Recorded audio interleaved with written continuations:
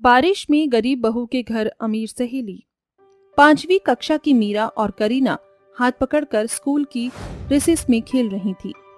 आओ मिलो, सीलो सालो, कच्चा धागा, रेस लगा लो। आओ मिलो सीलो सालो, कच्चा धागा, रेस लगा लो। 10 पत्ते दौड़े, एक पत्ता कच्चा, हिरन का बच्चा। हिरन गया पानी में, पकड़ा उसकी नानी ने। नानी गई लंदन, वहाँ से लाई 2 कंगन। कंगन गए टूट, नानी गई रूठ। नानी को मनाएंगे, रसमलाई खाएंगे। रसमलाई अच्छी, उसमें पाई मच्छी। मच्छी में काटा, तेरा मेरा चाटा। आउच! बहुत जोर की मार दिया तूने करीना। आउच! तूने भी तो मारा पागल, मीरा की बच्ची। हे मजा आता है ना यार इससे। हाँ यार, ये बात तो तूने बिल्कुल ठीक कही है। बारिश का मौसम हो रहा है, बारिश आने वाली है। मीरा के इतने कहते ही झमाझम बारिश होने लगती है। वाओ यार, बारिश आ गई। अब हम भीगेंगे, मजा करेंगे। उस कीचड़ वाले गड्ढे में चले कूदने, मजा आएगा। पर तेरी मम्मी ने तुझे डांटा तो तेरे कपड़े खराब हो गए। पर मेरी मम्मी तो कुछ नहीं बोलेंगी। अरे चल यार, मैं अमीर हूँ, मेरी मम्मी मुझे एक और ड्रेस दिला देंगी। हम चलते हैं। ये दोनों सहेलियां एक दूसरे का हाथ पकड़कर कीचड़ के पानी में बारिश में कूदने लगती हैं और बारिश के मजे लेती हैं। उन्हें बारिश का मौसम बहुत पसंद था। दोनों के बीच इतनी गहरी दोस्ती थी कि उनके बीच अमीर गरीब की दीवार नहीं थी। दरअसल मीरा एक गरीब परिवार से थी। उसके बावजूद भी करीना सब जानकर उसकी दोस्त बनती है। हमेशा उसका क्लास में, पढ़ाई में, खेलकूद में उसका साथ देती है। वक्त के साथ दोनों सहेलियां बड़ी हो जाती हैं। एक दिन कॉलेज की पार्टी के लिए तैयार होकर करीना मीरा के घर आकर कहती है, मीरा, ये क्या, तूने अभी तक सूट ही पहना हुआ है, तो तैयार क्यों नहीं हुई? पार्टी में जाना नहीं है क्या? जानती है ना, फेयरवेल पार्टी में सबको आना है। हाँ यार, पर मेरे पास अच्छे कपड़े नहीं है, ये तो तू जानती है ना सैंडल है, इसीलिए मैं नहीं जाना चाहती। पुराने कपड़ों में भी जाऊंगी तो मेरी बेइज्जती हो जाएगी, इसलिए मुझे नहीं जाना। अरे तू मेरे होते हुए ऐसा कैसे सोच सकती है? तू जानती है ना, तेरी सहेली तेरे कहते ही हर चीज ले आएगी। ये कपड़े क्या चीज हैं? चल तुझे मॉल से कुछ दिला कर लाऊं। ऐसा तैयार करूंगी कि सब देखते ही रह जाएंगे। ये कहते ही करीना उसे मॉल से अच्छे कपड़े दिलाकर पार्लर से रेडी कराती है, जहाँ उसकी काया ही पलट जाती है। देखा तू, कितनी सुंदर लग रही है। कॉलेज में तेरा कोई मजाक भी नहीं उड़ा सकता। उल्टा लड़के तुझे देखकर तेरे दीवाने हो जाएंगे। वो तो है, क्योंकि ये सब मेरी बेस्टी करीना का कमाल है। अब जल्दी चल, वरना फेयरवेल पार्टी खत्म हो जाएगी, फिर कोई लट्टू भी नहीं होगा तुझ पर। दोनों फेयरवेल पार्टी में पहुंचती हैं कि निखिल और सम्राट मीरा को देखकर हैरान रह जाते हैं। ये तो अपनी कॉलेज की गरीब मीरा है ना, जरा देख तो, इसकी अमीर सहेली के कारण इसकी काया ही पलट गई। महंगी ड्रेस, महंगी सैंडल। हाँ भाई, अरे तू भूल गया क्या, इसकी अमीर सहेली ने इस पर पैसे खर्च किए हैं, तभी तो इतनी सुंदर दिख रही है। इन गरीब लोगों की फितरत ही ऐसी होती है, अमीरों के साथ दोस्ती कर बैठते हैं और उनके पैसे खाते हैं। बंद करो अपनी बकवास, बहुत बोल दिया तुम लोगों ने। ये बोलकर मीरा वहाँ से चली जाती है। ये देखकर करीना को बहुत गुस्सा आता है और वो उन दोनों को सबक सिखाती है, जिसके बाद वो दोनों माफी मांगकर पार्टी से चले जाते हैं और करीना मीरा भी पार्टी को एंजॉय करते हैं। वक्त गुजरता है, करीना अपनी पढ़ाई के लिए विदेश चली जाती है। दूसरी ओर मीरा की शादी गरीब केतन से हो जाती है, जहाँ वो बहुत खुश थी। फिर उसका बेटा डुग्गू उसकी जिंदगी में आता है, जो कि 1 साल का था। पर केतन की नौकरी का कोई ठिकाना नहीं था, उसके मालिक का काम ठप हो जाता है। फिर एक सुबह डुग्गू रो रहा था। अली अली अली, कहाँ हुआ मेरे प्याले छी डुग्गू को? अरे क्या हुआ बहू, लल्ला इतना रो क्यों रहा है? माँ जी, इसे भूख लगी है, शायद घर में कुछ खाने को भी नहीं है। क्यों ना मैं दाल चावल मिलाकर खिचड़ी बना लूं, हम सब भी वही खा लेंगे और डुग्गू भी। हाँ बहू, ये ठीक रहेगा, और थोड़ा ज्यादा पानी डालना ताकि रात तक काम चल जाए। माँ मुझे माफ कर दो, मैं घर का खर्चा सही से चला नहीं पा रहा, आपकी दवाई नहीं आ पा रही, और अब तो डुग्गू भी थोड़ा बहुत खाने लग गया। कोई बात नहीं बेटा, आज तू अपने मालिक से बात करना। केतन जी, आप खाना खाकर जाइएगा। नहीं मीरा, इतनी टेंशन है कि मैं चैन से बैठकर घर पर कुछ खा भी नहीं सकता। अच्छा, डुग्गू का ख्याल रखना। इतना कहकर केतन चला जाता है। फिर वो पानी वाली खिचड़ी बना देती है। दोपहर में सास बहू वही खाते हैं। खाते वक्त अचानक से मौसम बिगड़ जाता है और तेज बारिश होने लगती है, जिसके कारण उनके घर की छत से पानी टप टप करने लगता है और पानी मनोरमा की थाली में पड़ जाता है। हे भगवान, ये कैसे दिन देखने पड़ रहे हैं कि चैन से खाना भी नसीब नहीं हो रहा। अब बरसात की बूंदें हमें परेशान करेंगी। गरीबी से तो तंग ही हो गए हैं। माँ जी, इधर खाना खा लीजिए, मैं यहाँ पर पतीला रख देती हूँ, गीला नहीं होगा फर्श। शाम को केतन घर पर वापस आता है तो जगह जगह पतीले और बाल्टी रखा हुआ देखकर कहता है, ये क्या, अब हमें इस चीज से भी जूझना पड़ेगा। घर की मरम्मत के लिए भी 2-4 हजार तो चाहिए ही चाहिए। बहुत बदनसीब महसूस हो रहा है मीरा। केतन, आप परेशान मत हो, बस कुछ दिन की कठिनाई है ये। घर में पैसे नहीं थे, मालिक से बहुत बोला, तब जाकर उन्होंने मुझे 100 रुपए दिए हैं। अब तुम देख लो इसका क्या करना है। कल सामान ले आऊंगी, फिलहाल आप खाना खा लीजिए।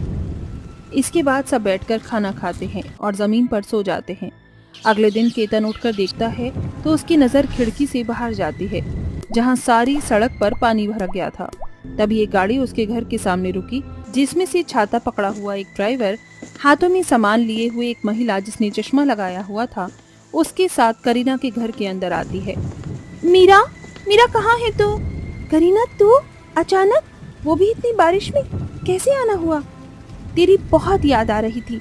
मैं किसी काम से यहाँ से गुजर रही थी, फिर याद आया तेरा घर भी यहीं पड़ता है, तो मैं मुकेश को लेकर यहीं आ गई। ये देख, कितने सारे तोहफे लेकर आई हूँ तेरे लिए, और तेरा बेटा भी है ना, ला इसे मुझे गोद में दे। डुक्कू मौसी को हेलो बोलो। बहुत ही प्यारा बच्चा है। पूरे 6 साल बाद मिल रहे हैं ना हम। मीरा, बचपन के साथ रहे हैं हम, और फिर अब अलग होना पड़ गया। अरे ये क्या, बारिश का पानी थोड़ा थोड़ा तुम्हारे घर में आ गया है। मुझे लगता है करीना, हमें चलना चाहिए। खामखा तुम्हारी दोस्त परेशान हो जाएगी। अरे नहीं नहीं बेटा, ऐसा मत सोचो, बल्कि हमें तो बहुत खुशी है। बहू, जरा कुर्सी लेकर आ, क्योंकि जमीन पर काफी पानी है। हमें अपनी सेवा करने का मौका तो दो। माँ जी, केतन जी, आप थोड़ा सा यहाँ संभालिए, मैं बाहर से कुछ लेकर आती हूँ। तभी मीरा बरसात में सर पर पन्नी रखकर भरी सड़क पर धीरे धीरे दुकान की तरफ जाती है और हलवाई वाले से समोसे, कोल्ड ड्रिंक लेकर आ जाती है, जिसे वो अपनी अमीर सहेली और उसके पति के सामने रखती है। करीना, तू तो जानती है हमें बारिश का मौसम कितना पसंद था। देख, मैं तेरे लिए गर्मा गर्म समोसे लाई हूँ, और जीजू आपके लिए भी। खाइए। हम खा लेंगे। आप खा लीजिए, मैं जब तक किसी तरीके से पानी रोकता हूँ। और मैं आप दोनों के लिए गर्मा गर्म भजिया बनाकर लाती हूँ। ये बोलकर मीरा गैस पर गरम गरम पकौड़े बनाती है। वहीं मुकेश और करीना टेबल और मेज पर बैठकर खाना खाते हैं और डुग्गू को मनोरमा संभालती है। केतन बाल्टी लेकर बारिश का पानी बाहर करता है। घर की ये दशा देखकर करीना बिना बताए मीरा और उसके ससुराल वालों को मदद करने की ठान लेती है। इतने में मीरा आती है। ये लीजिए, आप दोनों के लिए गर्मा गर्म भजिया तैयार हैं, वो भी हरी चटनी के साथ। खा लीजिए। अच्छा मीरा, मेरी एक बात सुनेगी? मेरी सास यहाँ पर नहीं है और यहाँ बारिश भी बहुत है, तो क्यों ना आप सब लोग कुछ दिन के लिए मेरे घर पर आ जाओ। इतने में बारिश का पानी भी सूख जाएगा और मैं डुग्गू के साथ खेल भी लूंगी। अरे केतन भाई साहब, मेरे ऑफिस में एक एम्प्लॉय की जगह कम हो गई है, तो क्या आप आ जाओगे? मुझे आप जैसा भरोसेमंद आदमी चाहिए। सच में आपको अपनी कंपनी में ज़रूरत है तो मैं आपका सुझाव स्वीकार करता हूँ। जब तक मैं भी इस घर की मरम्मत करवा लूँगा। बारिश के पानी से खराब हो गया है। हाँ हाँ बिल्कुल जीजू। मीरा, आजा बैठ जा, तू भी मेरे साथ चाय पकौड़े खाकर बातें करना। हाँ हाँ बिल्कुल। ये सुनकर दोनों सहेली खूब एक दूसरे से बहुत देर तक बातें करती हैं। बारिश का बहाव भी कम हो जाता है और कुछ दिनों बाद करीना अपनी गरीब सहेली के परिवार को अपने घर पर रखती है। इतने में उसके घर की मरम्मत हो जाती है और केतन मुकेश की कंपनी में काम करके अपने घर की परिस्थिति धीरे धीरे बेहतर कर लेता है और वो सब खुशी खुशी रहने लगते। देखो निधि, कल तुम्हारी छोटी बहन को लड़के वाले देखने आ रहे हैं, इसीलिए तुम सारी तैयारी अच्छे से करके रखना। तुम जानती हो ना, तुम्हारी बहन के पहले भी कई सारे रिश्ते टूट गए हैं, लेकिन ये वाला रिश्ता बहुत ज्यादा खास है, इसीलिए तुम्हें मैंने यहाँ तुम्हारे ससुराल से बुला लिया है। अरे माँ, आप चिंता मत करो, मैं अपनी जिम्मेवारी समझती हूँ। काव्या का रंग काला था, जिसकी वजह से उसका एक भी रिश्ता तय नहीं हो पा रहा था। निधि और उसकी माँ कल्याणी इस बात से बहुत ज्यादा परेशान थे, लेकिन उन्होंने हार नहीं मानी थी। ये लीजिए, मेरी बहन काव्या ने अपने हाथों से गर्मा गर्म पकौड़े और नाश्ता तैयार किया है, खाइए, आपको बहुत अच्छे लगेंगे। अरे ये सब तो ठीक है, लेकिन ये तो बताओ तुम्हारी छोटी बहन कहाँ है? अमृता के कहने पर निधि कमरे में जाती है और अपनी बहन से कहती है, अरे ये क्या, अभी तक तैयार नहीं हुई? दीदी, मुझे बहुत ज्यादा डर लग रहा है। अगर उन लोगों ने मेरे रिश्ते के लिए मना कर दिया तो? ओहो, मेरी प्यारी बहन, कुछ नहीं होगा, तुम परेशान मत हो, सब कुछ ठीक हो जाएगा। निधि खुद अपने हाथों से अपनी छोटी बहन को तैयार करती है। काव्या बहुत काली थी, जिसकी वजह से इतना तैयार होने के बाद भी वो कुछ ज्यादा खास नहीं दिखाई देती। जैसे ही निधि काव्या को तैयार करने के बाद नीचे लेकर आती है, उसे देखते ही अमृता हैरान रह जाती है। हे भगवान, इतनी काली लड़की! अरे इतनी काली लड़की को मैं अपने घर की बहू कैसे बना सकती हूँ? ये सुनते ही काव्या की आंखों में आंसू आ जाते हैं। अरे आप इतनी समझदार होकर ये कैसी बातें कर रही हो? भगवान ने दुनिया में दो ही रंग बनाए हैं, एक काला और एक गोरा। फर्क क्या पड़ता है? अगर इंसान काला है तो? अरे उसका दिल साफ होना चाहिए, ये बहुत जरूरी है। निधि की ये बातें सुनकर अमृता भी कुछ देर के लिए शांत हो जाती है, जिसके बाद अमृता को अपनी गलती का एहसास होता है और वो सभी से माफी मांगते हुए कहती है, रंग रूप में मैं भी काली ही हूँ। मैंने जो चीजें अपने लिए सहन की, उसके बारे में मैं भूल ही गई थी और अभी मुझे समझ आया कि मैं कितनी बड़ी गलती करने जा रही थी। काव्या मुझे पसंद है और अब काव्या ही मेरे घर की बहू बनेगी। अमृता रिश्ता पक्का कर देती है, जिसके बाद कुछ ही दिनों में शादी की रस्में शुरू हो जाती हैं। देखते ही देखते वो दिन भी आ जाता है जिस दिन काव्या की शादी रोहित से होती है। काव्या से शादी करके रोहित उसे अपने घर ले जाता है और शादी के बाद काव्या की जिंदगी अच्छी खासी चलने लगती है। माँ जी, ये लीजिए आपका नाश्ता, और रोहित जी, आपके नाश्ते के साथ ही आपका लंच समय से खा लीजिएगा। अरे बहू, जब से तू इस घर के अंदर आई है, तूने पूरे घर को बहुत अच्छे से संभाला है। भगवान तुझे इसी तरह सलामत रखे। अमृता से आशीर्वाद लेने के बाद काव्या बहुत खुश होती है और खुशी खुशी रसोई में जाकर खाना बना रही होती है। तभी उसके फोन पर उसकी बड़ी बहन की कॉल आती है। अरे वाह, यकीन ही नहीं होता, आज इतनी सुबह सुबह तुमने मुझे याद किया। बताओ, कोई बात है क्या? दूसरी तरफ निधि बहुत जोरों से रो रही होती है। निधि और रोते हुए कहती है, मेरी दुनिया उजड़ गई, मैं बर्बाद हो गई, सब कुछ चला गया, मेरा पति अब इस दुनिया में नहीं रहा। मैं विधवा हो गई हूँ, मेरी बहन, मैं विधवा हो गई हूँ। ये सुनते ही काव्या के हाथों से फोन छूट जाता है और वो रोने लगती है, जिसके बाद वो अपने परिवार के सभी सदस्यों को इसके बारे में बताती है। सबको बहुत अफसोस होता है, जिसके दौरान रोहित अमृता से कहता है, मेरी मानो तो तुम अपनी बहन के पास चली जाओ, उसे अभी तुम्हारी जरूरत है। आपने बिल्कुल सही कहा, मेरी बड़ी बहन ने हमेशा से मेरा साथ दिया है, आज उसे मेरी बहुत जरूरत है, मुझे उसके पास जाना चाहिए। काव्या अपना सामान पैक करती है और अपनी बहन के पास पहुंच जाती है। कुछ दिन उसके पास रुकने के बाद काव्या उसे अपने साथ अपनी ससुराल ले आती है। तुम्हारे साथ जो भी हुआ बहुत बुरा हुआ और काव्या बहू ने बहुत अच्छा किया जो तुम्हें यहाँ पर ले आई। यहाँ पर रहकर तुम्हारा दिल भी बहल जाएगा। मेरी जिंदगी तो बेरंग हो गई है माँ जी, अब मैं आपको क्या बताऊं, मेरी बहन मेरा बहुत साथ दे रही है। लाओ, मुझे ये सारा सामान दे दो, मैं आपका सामान कमरे में रख देता हूँ। रोहित निधि का सारा सामान अपने कमरे के बराबर वाले कमरे में रख देता है, जिसके बाद निधि उसी कमरे में रहने लगती है। कुछ ही दिनों में निधि अपनी छोटी बहन के ससुराल में आकर अच्छे से रहने लगती है और सभी के साथ घुल मिल जाती है। ऐसा लगता है जैसे उसकी जिंदगी का गम धीरे धीरे जा रहा हो। तो वहीं निधि को मन ही मन रोहित भी पसंद आने लगता है, क्योंकि रोहित उसे हमेशा बहुत अच्छे से ट्रीट करता है। अरे ये क्या, इतना सा खाना खाओगे तो फिर तंदुरुस्त कैसे होगे? ये लो, एक रोटी एक्स्ट्रा खाओ। क्या बात है, आपने मुझे तो कभी एक्स्ट्रा रोटी नहीं दी। क्योंकि तुम पहले ही पेट भरकर खाना खा लेती हो, इसलिए तुम्हें जरूरत ही नहीं पड़ती कहने की। सभी लोग हंसी मजाक करके खाना खा रहे होते हैं, लेकिन ये हंसी मजाक कब दुखों के पहाड़ की तरह टूटने वाला था, किसी को इसका अंदाजा भी नहीं था। अब ना केवल निधि को रोहित पसंद था, बल्कि रोहित भी निधि की खूबसूरती और सुंदरता की तरफ खींचा जा रहा था। अब दोनों एक दूसरे के साथ टाइम भी स्पेंड करने लगते हैं। अच्छा, मैं छत पर जा रहा हूँ, अगर तुम्हें आना हो तो आ जाना।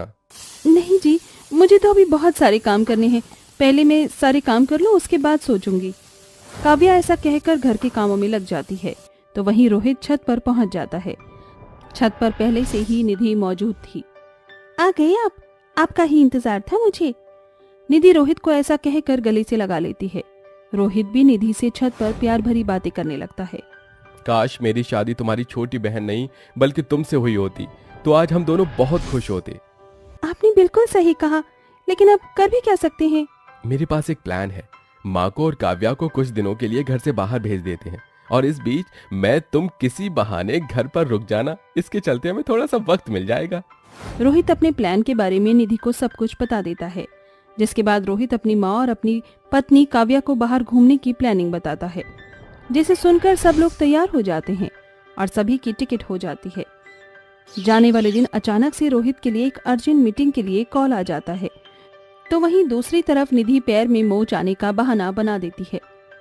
मुझसे बिल्कुल भी चला नहीं जा रहा। मुझे तो आज ही बहुत जरूरी मीटिंग के लिए जाना है। अगर ऐसी बात है तो हमें कहीं नहीं जाना चाहिए। अरे नहीं काव्या, तुम माँ के साथ निकलो, मैं पीछे से तुम्हारी बड़ी बहन का पैर डॉक्टर को दिखाने के बाद उसे अपने साथ ले आऊंगा। रोहित की बात मानकर काव्या अमृता के साथ चली जाती है। उनके जाने के बाद निधि और रोहित एक दूसरे को गले से लगा लेते हैं और बहुत खुश होते हैं। उस दिन वो पूरा दिन साथ में रहते हैं। रात को रोहित अपने हाथों से निधि के लिए खाना बना कर लाता है। अरे मेरी जान, देखो मैंने अपने हाथों से तुम्हारे लिए खाना बनाया, ये लो मेरे हाथों से खाओ। रोहित अपने हाथों से निधि को खाना खिला रहा होता है कि तभी अचानक से घर पर काव्या आ जाती है और वो अपने कमरे का दरवाजा खोल कर देखती है। उसके हाथों में उसके सूटकेस होते हैं। अपनी बहन और अपने पति को एक साथ उसी कमरे में देख काव्या की आंखों में आंसू आ जाते हैं। वाह बहन वाह, तुमने तो एक बार भी अपनी छोटी बहन के बारे में नहीं सोचा और मेरी सौतन बनने चली।